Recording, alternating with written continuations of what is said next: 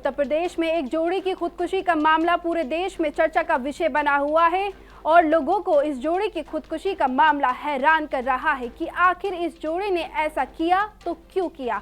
हैरान इसलिए भी कर रहा है क्योंकि इन दोनों ने बचपन से एक दूसरे से प्यार किया और फिर शादी की थी। हैरान कर देने वाला मामला सामने आया है। पटना के रहने वाले हरीश और गोरखपुर की रहने वाली संचिता एक दूसरे को स्कूल टाइम से ही पसंद करते थे और बाद में उन्होंने शादी कर ली। हालांकि शादी के कुछ सालों बाद ही रविवार को जहां वाराणसी में हरीश ने फंदे से लटककर खुदकुशी कर ली, वहीं पति की मौत के सदमे में संचिता ने अपने पिता के घर पर छत से कूदकर जान दे दी।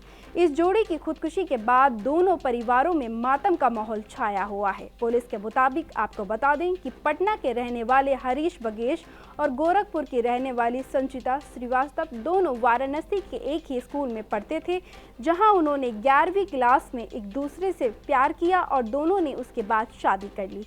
इसके बाद ये जोड़ा मुंबई में रहने लगा, जहां हरीश MBA करने के बाद एक प्राइवेट बैंक में नौकरी करता था।